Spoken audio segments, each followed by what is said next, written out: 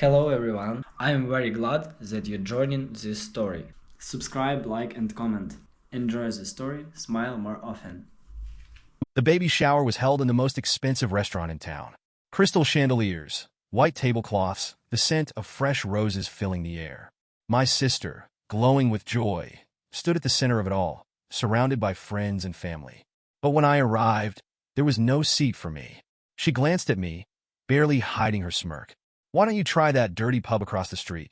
Before I could even process the humiliation, my mother chimed in, her voice dripping with mockery. "It suits you perfectly." I felt the weight of everyone's stares, the silent agreement in their expressions. They wanted me gone, so I smiled, nodded, and quietly walked away. But the moment they saw me enter the pub, their laughter died. Their faces turned pale, because they had no idea what was about to happen next. Growing up, my sister Amelia had been the star of our family. The golden child, the one my parents bragged about at dinner parties, whose school achievements were framed and displayed like priceless artifacts. She was everything they had ever wanted in a daughter. Brilliant, beautiful, successful. And then there was me. I was the afterthought. The one whose name was barely mentioned unless it was in hushed tones, accompanied by sighs of disappointment. While Amelia graduated with honors, I scraped by. While she climbed the corporate ladder at a prestigious firm, I bounced between jobs, searching for something that felt right. And when she married into a wealthy family, my parents all but erased my existence, content to pin their hopes on the child they believed would carry on their legacy. So when I received the invitation to Amelia's baby shower, I was stunned. It arrived in an elegant white envelope, the gold-foiled letters spelling out her name as if it were a royal decree. The event was being held at one of the most expensive restaurants in town, a place I had only ever passed by, wondering what kind of people could afford to dine there regularly. At first, I thought it had to be a mistake. Amelia and I hadn't spoken in months, maybe even a year. The last time we were in the same room, she had barely looked at me, too busy basking in the attention of our parents and her well-groomed friends. And now, suddenly, she was inviting me to a grand celebration? I hesitated for days before responding. A part of me wanted to throw the invitation away, to spare myself the inevitable humiliation. But another part of me, the one that had spent years craving a real relationship with my family, held on to a fragile hope. Maybe this was an olive branch. Maybe Amelia had realized how distant we had become and wanted to mend things. Maybe she wanted me to be a part of her life again. I should have known better. The day of the baby shower, I stood outside the restaurant, staring up at the massive glass windows. Inside, I could see guests in designer dresses sipping champagne, laughter floating through the air like a melody. Everything about the scene screamed wealth, elegance, exclusivity. I adjusted my dress, a simple, navy blue outfit that was nothing compared to the expensive ensembles the other guests wore. But I had tried. I had wanted to look presentable, to fit in even just a little. Taking a deep breath, I stepped inside. The moment I entered, I felt the shift in atmosphere. Conversation slowed. Eyes flicked in my direction, some filled with curiosity, others with poorly concealed disdain. I recognized some of Amelia's friends, women I had met briefly at family gatherings, the ones who had always treated me like I was invisible. I scanned the room, searching for Amelia. And then I saw her. She stood at the center of it all, glowing in a soft pink dress, her hands resting on her growing belly. She was surrounded by friends, smiling as they fawned over her, her laughter light and effortless. For a brief moment, I thought she might be happy to see me, that maybe she would rush over, take my hands, and say, "I'm so glad you came." Instead, when her gaze met mine, her expression barely changed. A flicker of recognition, a small smirk, and then nothing. I hesitated before making my way toward the tables, expecting to find my seat. But as I walked past, I noticed something strange. Every place had a name card. Every chair was taken, except for one, mine, or rather, the absence of it. There was no seat for me, no plate, no sign that I was supposed to be here at all. I frowned, looking around, wondering if maybe there had been a mistake. But as I turned, I caught Amelia watching me, her lips curving into a knowing smile. "Oh," she said, her voice carrying just loud enough for those nearby to hear. "You actually showed up?" Something in my stomach twisted. I forced a smile. "You invited me?" She tilted her head slightly, pretending to think. "Did I?" Then she laughed, a light, airy sound. I suppose I did. But we didn't really expect you to come. You know, since these kinds of events aren't really your thing. Around us, A few of her friends exchanged amused glances. I swallowed hard. There's no seat for me. Oh, Amelia feigned surprise, looking around the room. That's strange. I guess we must have forgotten. Forgotten? I felt a heat rise to my face. But before I could respond, another voice cut in. Why don't you try that dirty pub across the street? I turned sharply toward the sound. My mother. She was seated at one of the front tables, sipping from a delicate wine glass, her expression unreadable. It suits you perfectly, she added, as if it were the most natural thing in the world. A small, amused gasp rippled through the group. The humiliation settled over me like a weight, pressing into my chest, making it hard to breathe. I looked between them, Amelia, my mother, the silent agreement in their eyes. They didn't want me here. They never had. I had been a fool to think otherwise. For a brief second, I considered fighting back, demanding an explanation, forcing them to acknowledge me. But as I stood there, surrounded by their cruel amusement, something inside me shifted. I smiled, not the shaky, nervous kind, not the forced one I had worn so many times before in their presence. A real smile. I'll do that, I said calmly. Then, without another word, I turned and walked out of the restaurant. I didn't let myself glance back. I didn't give them the satisfaction of seeing me falter. But as I stepped outside, my hands clenched into fists. My heart pounded against my ribs. I had been humiliated before, but this was different. This wasn't just an insult. This was deliberate, and I wasn't going to let them get away with it. So I took a deep breath, squared my shoulders, and did exactly what they told me to do. I walked straight across the street, and when I stepped into that dirty pub my mother had mocked, I felt every pair of eyes from the restaurant turn toward me, their amusement fading, because they had no idea what was about to happen next. There are moments in life when you realize, with painful clarity, exactly where you stand. For me, that moment came the second I stepped into the restaurant. The air was thick with the scent of roses and expensive perfume. Waiters moved effortlessly through the room, balancing trays of champagne and delicate hors d'oeuvres. The guests, draped in luxury, diamonds catching the light, sat at pristine tables, their voices a murmur of polite conversation and effortless laughter. I felt it instantly, that undeniable, suffocating sensation of not belonging. I stood just inside the entrance, my hands gripping the small gift bag I had brought for Amelia's baby. I had spent weeks debating whether or not to even come, trying to convince myself that this invitation meant something, that maybe, just maybe, this was a chance to rebuild. But as I scanned the room, searching for my place, a knot formed in my stomach. Because there was nothing. No chair, no plate, no empty space waiting for me. It was as if I didn't exist. My breath caught in my throat. I looked again, hoping I had simply missed it, that someone had forgotten to place my name card, that this was all some mistake. But then I met Amelia's gaze. She was standing near the head table, one hand resting on her pregnant belly, the other wrapped around a crystal champagne flute. Her friends surrounded her, their perfectly styled hair and designer dresses making them look like something out of a magazine. And when her eyes locked onto mine, she smiled.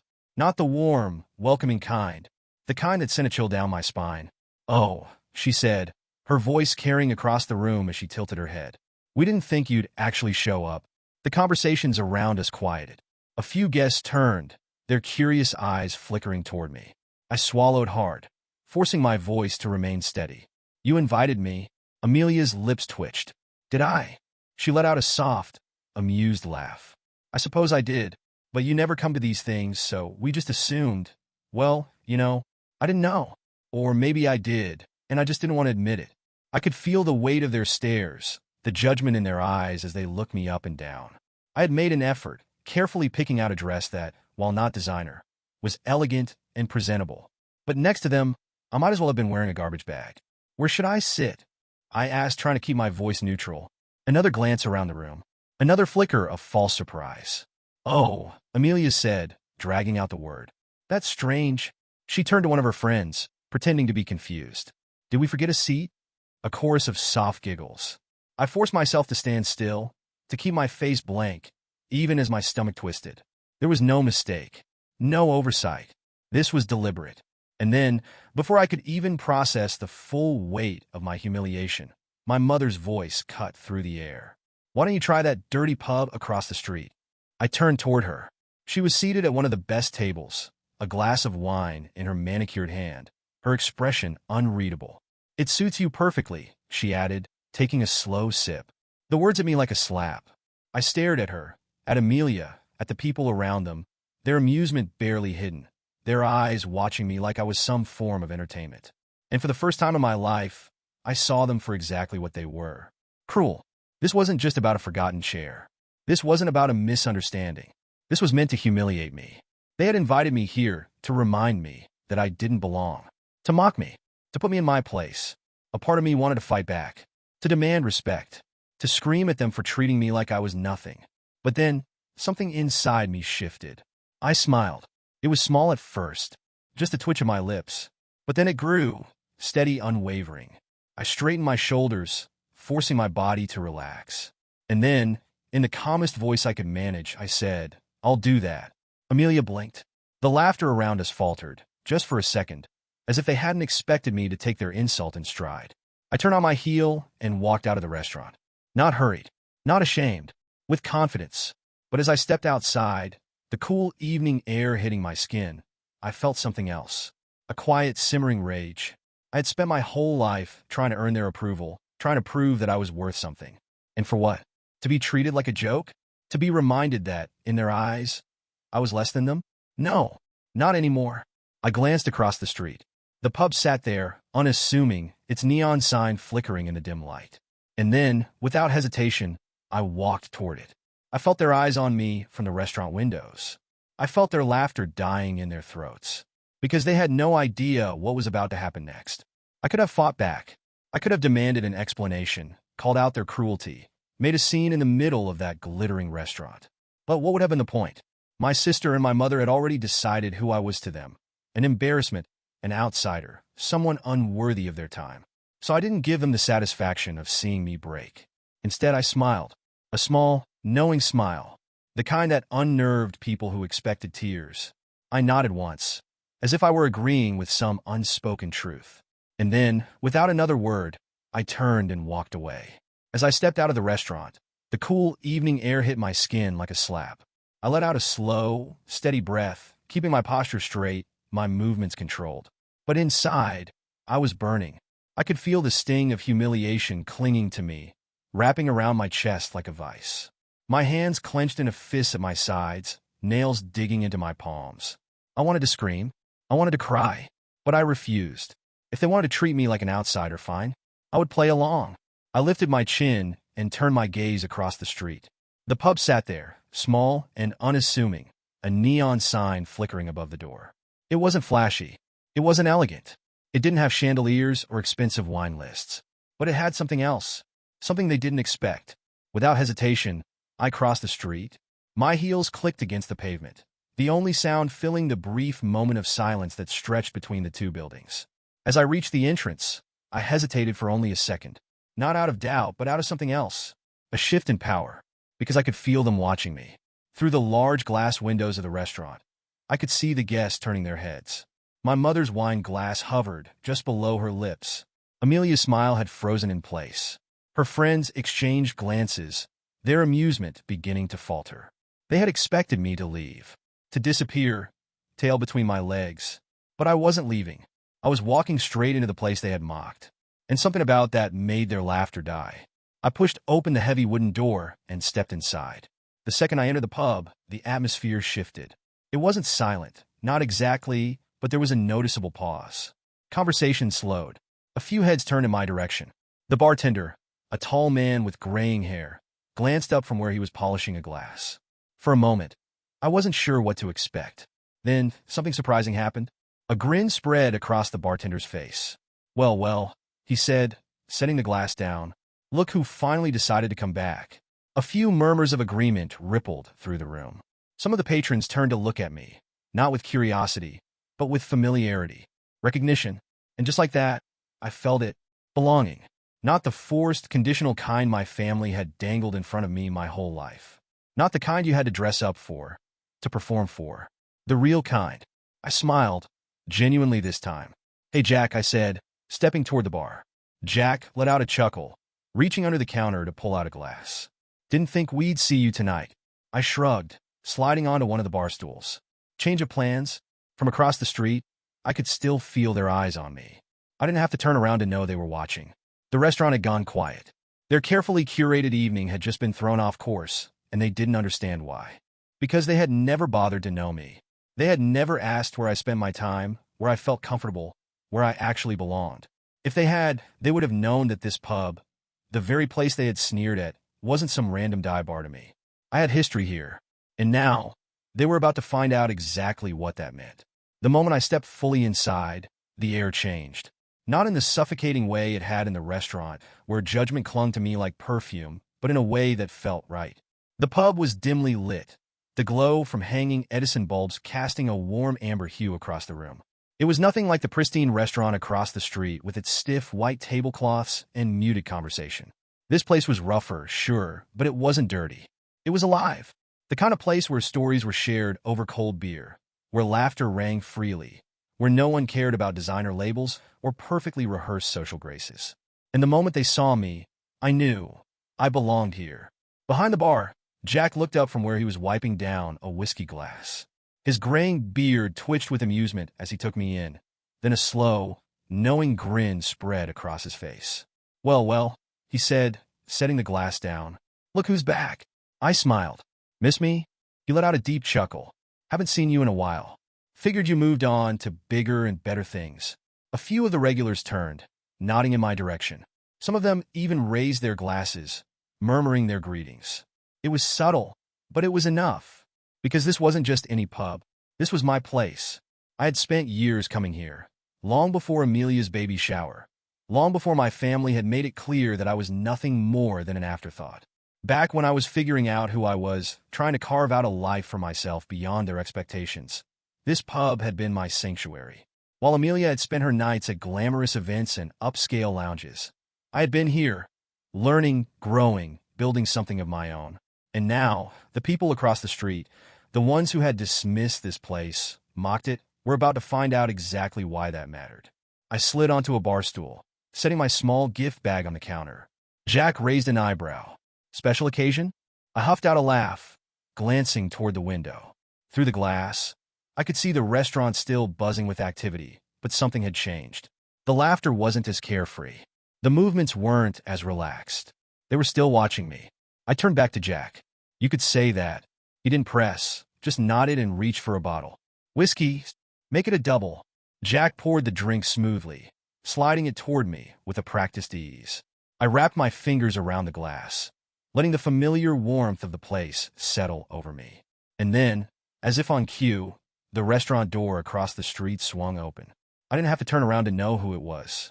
I could feel their hesitation, their curiosity, their disbelief that I had actually walked in here as if I belonged.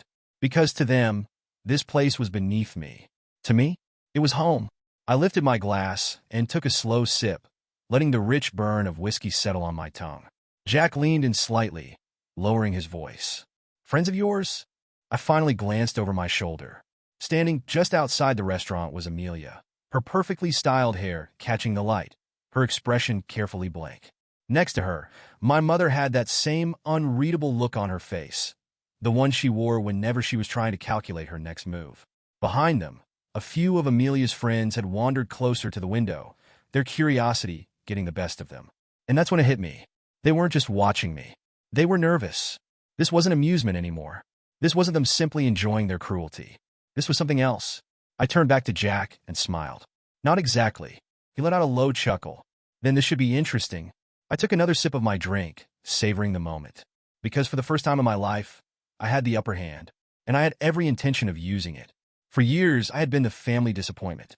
Every whisper at a holiday dinner, every sigh from my mother, every thinly veiled comment about potential, it had all been leading to this moment. To them standing across the street, watching me from behind the tinted windows of their high society world, trying to make sense of why I wasn't crumbling under their carefully orchestrated humiliation. They had assumed I was struggling, barely scraping by, that I was the wayward daughter who had never quite figured things out, the black sheep who would eventually come crawling back, begging for scraps. But the truth? The truth was I owned this pub, the very place my mother had sneered at, the one Amelia had mocked as dirty, the one they had dismissed as nothing more than a lowly dive bar. It was mine. They had never bothered to ask, never cared enough to look beyond their assumptions. In their eyes, success only came in one form: high-paying jobs in prestigious firms, picture-perfect marriages, carefully curated appearances. And because my life didn't fit that mold, they had assumed I had failed. But what they didn't know, what they had never once considered, was that I had built something of my own. Something real.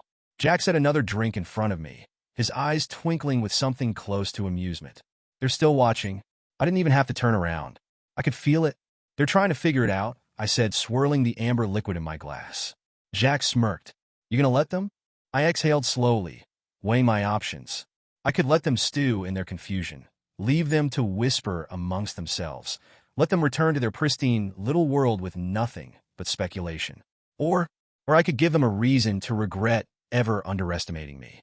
I placed my glass down with a decisive clink and turned toward the entrance. Give me a minute. Jack gave me a knowing nod as I slid off the bar stool and made my way toward the door. I stepped outside, feeling the cool night air against my skin, and walked straight toward the restaurant. The closer I got, the quieter they became. My mother and Amelia stood near the entrance, their expressions carefully schooled into neutrality, but their eyes told a different story. The same people who had been laughing at me not 10 minutes ago were now tense, uncertain, waiting for an explanation they weren't sure they wanted to hear. I stopped just a few feet away, meeting Amelia's gaze first. She was still holding her champagne flute, but her grip had tightened, her knuckles turning white. You look comfortable in there, she said, forcing a small laugh, as if she were still trying to make this a joke. I tilted my head. I should be. It's mine. A flicker of confusion crossed her face. What? I smiled, slow and deliberate.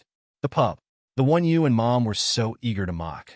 The one you called dirty and beneath me. I own it. Silence. For the first time in my life, my mother was speechless. Amelia blinked, her carefully crafted facade cracking. She let out a short, breathless laugh, shaking her head. That's not possible. Why not? I asked, raising an eyebrow. Because it doesn't fit into your version of who I am? Because you never considered the possibility that I might have built something for myself? She swallowed hard, glancing toward our mother for support. But for once, Mom had nothing to say. I continued, my voice calm but firm. While you were busy looking down on me, while you were assuming I was some failure who couldn't take care of herself, I was running a successful business. One that pays my bills. One that I built. And you never even noticed. Amelia's mouth opened, then closed. It was almost funny, watching them struggle to process something that had been right in front of them all along. I could see the calculations in my mother's eyes, the way she was already trying to frame this in a way that made sense to her. Because to her, success had always been about appearances. And the fact that I, the one she had written off, had found success in a way she couldn't control, that shattered her worldview. Why didn't you ever say anything? She asked finally, her voice tight. I let out a short laugh. Would you have cared? She didn't answer.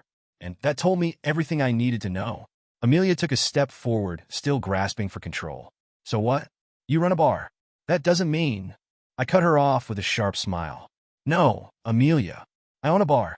A successful one. One that people actually enjoy coming to. Unlike this place, where everyone is pretending to like each other while secretly waiting for the moment they can leave. A few of her friends shifted uncomfortably, their gazes darting away.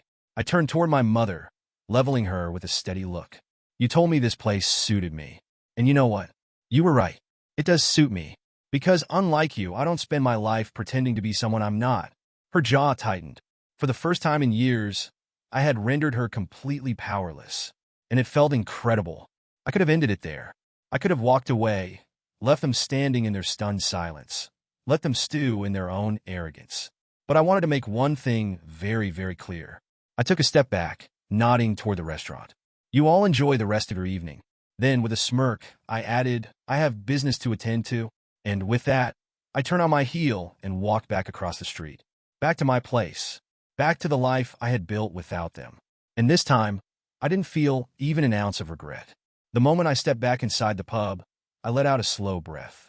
The warmth of the dim lights, the hum of conversation, the scent of aged whiskey and grilled food. It felt grounding. Familiar. But the biggest difference? This time, I wasn't just seeking shelter from humiliation. I was claiming my place. I turned toward the window, my glass in hand, and looked back across the street. The restaurant's lively atmosphere had shifted. The champagne-fueled laughter had died down. The smug smiles were gone. I could see them, Amelia, my parents, the guests, huddled together, whispering among themselves. The realization was sinking in. I wasn't just some black sheep running off to drown my sorrows. I wasn't sulking in a bar out of shame. I belonged here, and that was something they couldn't process. A few of them had already started piecing it together. They had seen the way Jack, the bartender, greeted me like an old friend. They had noticed how the regulars nodded at me, how no one in the pub treated me like an outsider. This wasn't just some random dive bar I had walked into to escape their cruelty. This was mine. And then, as if on cue, the front door of the fancy restaurant swung open. The manager stepped outside, glancing toward the pub with a curious expression. Because he knew me too. The moment I saw him, I knew exactly what was about to happen. Trevor Langley wasn't just any restaurant manager. He had been running some of the city's most exclusive dining spots for years. He was the type of person who remembered everyone, especially people who mattered. And as soon as his gaze landed on me, his lips curved into a knowing smirk. Jack noticed too. He let out a low chuckle as he wiped down the counter. Ah, and there it is. I raised an eyebrow, still watching through the window as Trevor adjusted the cuffs of his pristine white shirt and strolled across the street. The restaurant guests, including my mother, Amelia, and half the baby shower attendees, shifted uncomfortably, their eyes flickering between me and him. I could only imagine the conversation happening behind those tinted windows. Why does he know her? What is she doing here? Why does the owner of that pub look so damn confident? Trevor stepped into the pub, the door swinging shut behind him. The murmur of conversation in the room dipped slightly, not out of discomfort, but curiosity. He was an outsider here, but he knew exactly who I was. He approached the bar with the same self-assured stride he carried everywhere, scanning the place with interest before stopping in front of me. Well, he said, his voice laced with amusement. I had no idea you'd be back in town. I should have known, though, considering how much business this place has been stealing from us lately. Jack let out a full laugh at that. We just give people what they actually want, he said, pouring Trevor a glass of bourbon without being asked. Trevor smirked. Can't argue with that. I took a slow sip of my whiskey, barely hiding my amusement. I assume you've noticed your guests staring at us like they've seen a ghost. He leaned against the bar, his sharp gaze flicking toward the restaurant window. Oh, I've noticed. Your sister looks like she just swallowed her engagement ring. I chuckled. Not surprising. Trevor took a sip of his drink, then turned his full attention back to me. So what's the story? Family drama finally dragged you back to town. I shrugged. Something like that. Let's just say I was invited somewhere I clearly wasn't wanted, and I figured I'd come to the one place that actually makes sense. He hummed in thought. Funny, isn't it? How people can underestimate someone standing right in front of them. I gave him a slow smile. They've been doing it for years. Outside, the restaurant doors opened again. Amelia had stepped onto the sidewalk, followed closely by my mother. Their expressions were unreadable, but I could feel the tension radiating off of them even from across the street. They still didn't get it. They still thought they could control the narrative. Trevor followed my gaze, then chuckled, shaking his head. I'd pay good money to hear whatever conversation is happening over there right now. I smirked. Oh, they'll be over here soon enough. It's killing them not knowing what's going on. Jack wiped his hands on a bar towel and leaned in slightly. What's the plan, boss? The word sent a thrill through me, boss, because that's exactly what I was. Not the lost, struggling failure my family had always assumed. Not the embarrassment they whispered about at parties. I was the one calling the shots. I tapped my fingers against my glass, considering. Then I smiled. Let's make them sweat a little longer. Jack grinned. My pleasure. Trevor raised his glass toward me. To long overdue revelations. I clinked my glass against his. And to watching them finally realize they never knew me at all. From across the street, my mother and Amelia took another hesitant step forward. They were coming, and I was ready. Trevor Langley had impeccable timing. I had known him for years, long before he started managing the overpriced restaurant across the street. He had been in the industry for as long as I could remember, the type of man who always kept a pulse on where the money was flowing. And right now, all the attention in the room was flowing straight toward me. He stepped further inside the pub, glancing around with a smirk before his eyes landed on me. And then, with perfect, deliberate clarity, he spoke. Well, if it isn't the owner herself? The room went silent. Jack, who had been watching the whole thing unfold with the kind of amusement only a bartender could have, let out a quiet chuckle and continued wiping down the counter. A few regulars exchanged looks, but none of them were surprised. They had always known. But across the street? That was a different story. I turned toward the entrance just in time to see my mother freeze mid-step, her polished heels clicking to an abrupt stop. Amelia's face drained of all color. Her lips parted slightly, her breath catching as the realization finally settled in. They had heard him. They had finally understood. I let the moment stretch, savoring the way their expressions shifted from confusion to disbelief. Then I smiled. Surprised? Neither of them spoke. Trevor, never one to waste an opportunity, leaned against the bar and took a slow sip of his drink. I take it they didn't know, he mused, his gaze flicking between me and the now visibly shaken women standing outside. Jack let out another quiet chuckle. Not a damn clue. I swirled my whiskey in my glass, watching Amelia's face twist into something unreadable. She was processing, trying to force the pieces together in her head, trying to understand how the sister she had spent years mocking had somehow become the owner of an establishment she had openly ridiculed. "You own this place?" She finally managed, her voice cracking slightly at the edges. I lifted a brow. "That's what he just said, isn't it?" For a moment, she looked like she wanted to argue, to insist that there was no way I could be capable of running a business, let alone one successful enough to exist right across from the high-end restaurant she had chosen for her baby shower. But the evidence was all around her. The way Jack had called me boss, the way the staff interacted with me like I belonged here, the way Trevor, a man known for schmoozing with industry elites, had addressed me with nothing but respect. It was undeniable. Amelia turned to my mother, as if waiting for her to say something. But for once in her life, my mother was silent. I could see the calculations running through her head, the desperate attempt to reframe this, to spin it into something she could control. But she couldn't, because I had never given her the chance. "You should have told us," my mother finally said, her voice tight. I let out a short, humorless laugh. "And what exactly would you have done with that information, Mom?" I asked, tilting my head. "Used it as an opportunity to tear me down? To tell me I was wasting my time? Or better yet, pretend to be proud just long enough to take credit for my success?" She flinched. She wasn't used to me talking back. "Good." Amelia, still visibly rattled, shook her head. "But why?" she demanded, her voice rising slightly. "Why didn't you tell us?" I set my glass down with a deliberate clink and met her gaze head-on. "Because you never asked." Silence. The weight of my words settled over them, heavy and suffocating. Because it was true. Not once had they ever bothered to ask what I was doing with my life. Not once had they ever checked in, shown interest, or even considered that I might be capable of something beyond their narrow expectations. They had written me off before I ever had a chance to prove them wrong. And now they were standing in my pub surrounded by people who did know me, who had supported me, who had watched me build something for myself, while they sat across the street, laughing at the idea of me being anything more than an embarrassment. I leaned back slightly, my expression unreadable. "You spent all night trying to humiliate me," I said, my voice even. "You laughed, you mocked me, you tried to push me out. And now you're standing here, realizing you have no idea who I am." My mother swallowed hard, her lips pressing into a thin line. Amelia's hands curled into fists at her sides. I had them. For the first time in my life, I had them.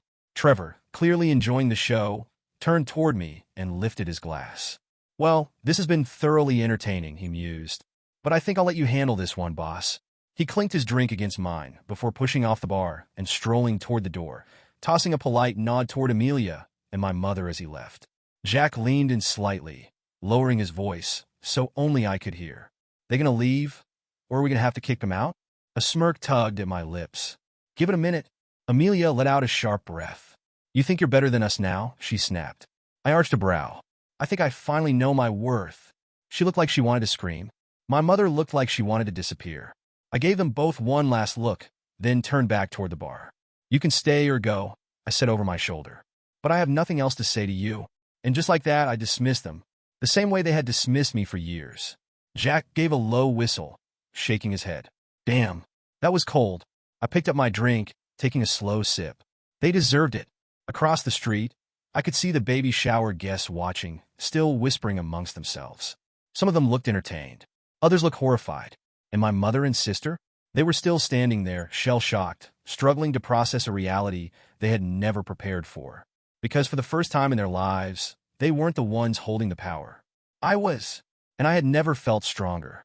For years, my family had dictated the narrative of who I was. To them, I had always been the failure, the aimless one, the embarrassment they whispered about when they thought I couldn't hear. But now, Now they were standing in my pub, their carefully curated world crumbling around them as they realized they had been wrong. Dead wrong. Amelia's face had gone ghostly pale, all traces of arrogance wiped clean. She looked like someone had physically knocked the air out of her, as if her brain refused to process what she had just heard. "This is yours," she choked out, her voice barely above a whisper. I nodded, taking a slow sip of my whiskey before setting the glass back down with a soft clink. For the past 3 years, silence stretched between us, thick and heavy. My father, who had spent years mocking my lack of a real career, was suddenly at a loss for words. His mouth opened slightly, then shut again, his brows furrowing in confusion. He wasn't used to this, to being caught off guard, to realizing he had grossly miscalculated.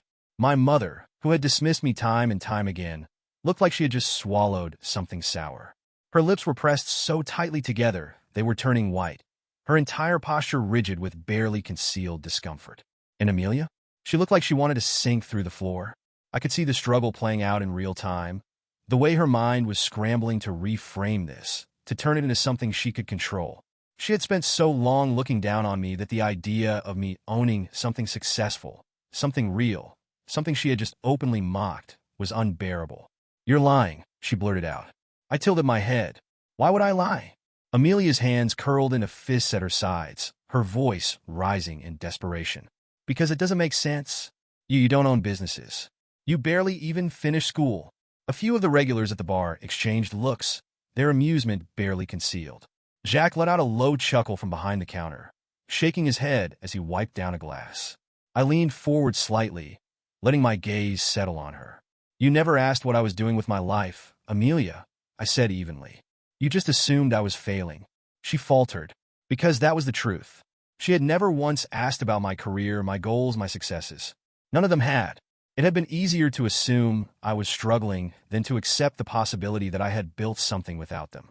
My father finally cleared his throat, his voice gruff. "You're telling me you run this place?" I turned to him. "Yes." "You own it?" "Yes, Dad. I own it. I bought it 3 years ago. I rebuilt it from the ground up. I made it into what it is today." His face twisted, like the words didn't quite fit into his version of reality. "And it actually makes money?" Jack let out a bark of laughter. "A hell of a lot more than you'd think," he said, crossing his arms over his chest. "You're standing in one of the busiest spots in town. Your daughter didn't just buy a pub. She turned it into a damn success story." My father blinked. My mother's grip on her clutch tightened. Amelia's expression darkened, her breath coming quicker.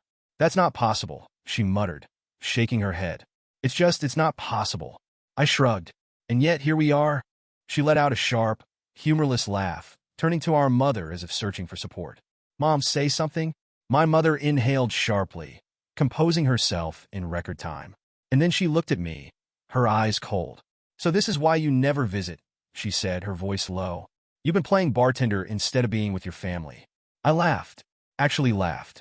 "Are you serious?" I asked, shaking my head in disbelief. "You think I am the one who abandoned this family?" "You did," she snapped.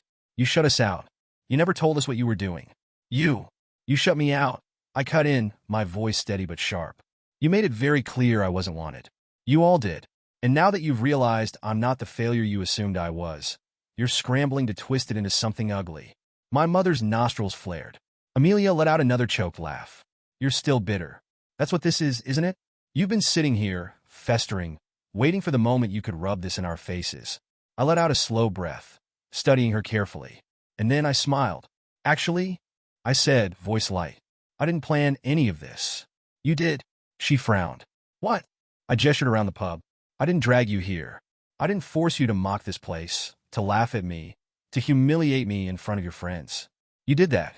You were the one who walked straight into a situation you didn't understand, assuming you had all the power." I leaned back, crossing my arms. "And now that you've realized you don't know what to do with yourself." Amelia's face twisted with frustration. My father was still stunned into silence.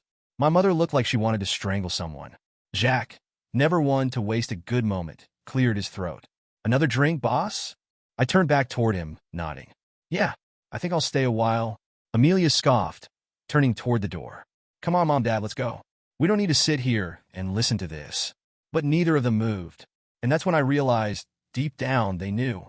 They knew I had won. My father adjusted his cuff, avoiding eye contact. My mother clenched her jaw, but said nothing. And Amelia? She hesitated just long enough for me to see the cracks forming.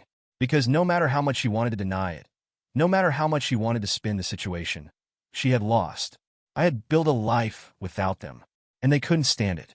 I lifted my glass, taking a slow, satisfied sip. Enjoy the rest of your night, I said, dismissing them the same way they had dismissed me for years. And this time, it was my victory. For years, I had wanted their approval. I had bent over backward, twisting myself into shapes that didn't fit just to prove that I was worth something. I had taken every passive-aggressive comment, every backhanded compliment, every reminder that I would never be Amelia, and swallowed them down like bitter medicine, convincing myself that if I just worked harder, if I just became better, they would finally see me. But in this moment, as I stood in my pub, watching their stunned expressions, I realized something. I didn't need their validation. Not now. Not ever. Because the truth was, I had built a life for myself, a successful, fulfilling life without them. A life that was mine, a life that I had fought for, worked for, sacrificed for. And for the first time in my life, I wasn't the one feeling ashamed. The silence stretched between us, thick and heavy. My mother's lips were pressed together so tightly they had lost all color. My father had crossed his arms over his chest, his jaw clenched in that way he did when he was trying to regain control of a situation. Amelia, who had always been so quick with a cutting remark, so smug in her superiority, was struggling to hold herself together, her knuckles white as she gripped her designer purse. I could see it all so clearly now. The discomfort, the humiliation, the slow, dawning realization that they had spent years looking down on someone who had outgrown them. I had wasted so much time believing that they held all the power, that their opinions mattered, that their approval was something I should chase. But now, I saw them for what they really were. Just people, deeply flawed, deeply insecure. People who had clung so tightly to the idea that their way of life was the only right way, that they had never stopped to consider the possibility that I might have found another path. A better one. You're awfully quiet, I said, swirling the whiskey in my glass before taking another slow sip. My mother inhaled sharply, her spine straightening as if she were about to launch into one of her carefully rehearsed lectures. But she hesitated, because what could she say? That I had disappointed her? That I had failed to live up to her expectations? We both knew that wasn't true anymore. My father exhaled through his nose, rubbing his temple. This is ridiculous, he muttered under his breath. This whole thing is ridiculous. Amelia let out a choked laugh, though there was no humor in it. So what? She snapped, trying to regain her footing. You own a bar. Big deal. What does that even prove? I tilted my head. It proves that you don't know me as well as you think you do. Her nostrils flared. Oh, please. She waved a hand dismissively. You're acting like you're some big success story. But at the end of the day, you're still just... She stopped herself. But I knew exactly what she had been about to say. You're still just you. And that was the difference between us. Amelia had spent her entire life measuring success by status, by wealth, by appearances. She had always believed that as long as she looked the part, perfect husband, perfect house, perfect career, then she had won. But I didn't need to play that game. I had built something real, something that wasn't dependent on my last name or my ability to fit into some pristine, cookie-cutter version of success. And that scared her, because for the first time, she had to ask herself a question she had never considered before. What if I was never actually better than her? I set my glass down and exhaled slowly, letting the weight of the moment settle. You know, I said, keeping my voice even, I used to think I needed you. All of you. I thought that if I just proved myself, if I just did everything right, then maybe you'd finally see me as something more than a disappointment. I met my mother's gaze first, but you never wanted to see me. It was easier to keep me in a box, to pretend that I was less than you because then you didn't have to admit that I could succeed without you. She swallowed hard, but I didn't stop. I turned to my father. And you? I huffed out a small laugh. You spent years making me feel like I was a joke, like nothing I did would ever be enough. But now you're the one struggling to come up with something to say. And finally, I looked at Amelia. You told me to go to the pub across the street, I said softly. You said it suited me. Her jaw tightened. You were right, I continued. It does. I glanced around, letting my gaze sweep over the bar. The familiar faces, the warmth, the place I had built with my own hands. Because, unlike you, I don't need to pretend to be something I'm not. Amelia inhaled sharply, but she didn't argue. Because what could she say? I had already won. I let the silence stretch a little longer, giving them time to sit with it, to sit with the reality that they had been wrong about me. Then, finally, I pushed back from the bar and stood. "You can stay or go," I said simply. "I don't really care." And I meant it. For the first time in my life, I wasn't looking for their approval. I wasn't chasing after their acceptance, grasping for some small sign that I was worthy in their eyes. Because I knew my own worth, and it had never depended on them. Amelia opened her mouth like she wanted to argue, but my mother placed a hand on her arm, stopping her. She shook her head, once, barely noticeable. But I saw it. She knew. They all knew. Without another word, I turned on my heel and walked away. On my terms. And for the first time, I felt free. Some people will never apologize. Some people will never admit they were wrong, never acknowledge the pain they caused, never take responsibility for the damage they inflicted. For a long time, that fact had haunted me. I had spent years waiting, hoping, begging in silent ways for my family to change, to see me, to love me the way I had loved them, despite everything. But now I didn't need it, because I had wasted enough time trying to earn their love. Amelia never apologized. Even after everything, even after the truth had been laid out in front of her, she never once admitted she had been wrong. She never looked me in the eye and said the words I had once craved so desperately. Instead, she walked away. The next morning, I heard through the grapevine that she had spun the story to her friends, claiming she had known about my business all along, that the whole thing had just been a misunderstanding. She painted herself as the wounded party, the sister who had simply wanted to reconnect, only to be met with bitterness. I didn't care, because the difference between us was clear. I didn't need her validation to move forward. But she needed the approval of everyone around her to keep pretending her world was perfect. And my parents? They never brought it up again. Not in phone calls, not in passing conversations. Not even when my father's longtime business associate casually mentioned during a dinner party that my pub had become one of the most profitable establishments in town. Instead, my mother simply tightened her grip on her wine glass and changed the subject. It was easier for them to pretend it didn't exist. Easier to ignore my success than to admit they had been wrong about me all along. And that was fine, because I had something better. I had spent so long chasing after the idea of family, trying to fit myself into a space that was never meant for me. But now, I had a new family, the one I had built for myself. Jack, who had been the first person to believe in me when I bought the pub, who had stood by my side through every high and low, who had never once questioned my worth. The regulars who treated this place like home, who showed up every night not just for drinks, but for the community we had created.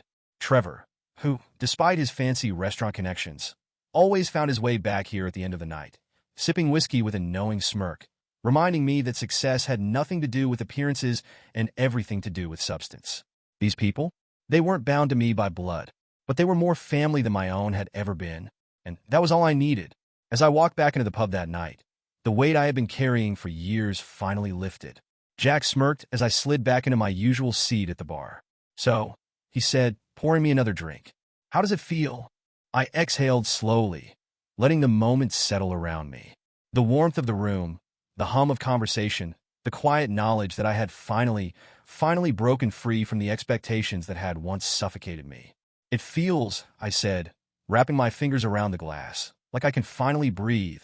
Jack nodded, clinking his own glass against mine. To freedom, then, I smiled, because I was free, and that was worth more than their approval ever could be.